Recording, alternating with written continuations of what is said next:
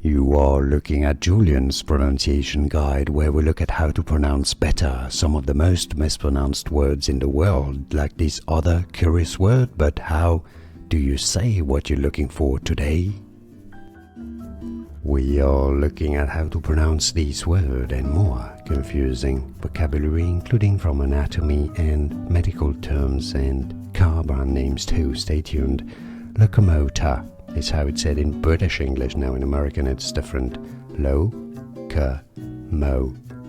Stress on that third mo syllable. Locomotor. Now in American English it's rather said usually as locomotor. Locomotor. It's easy.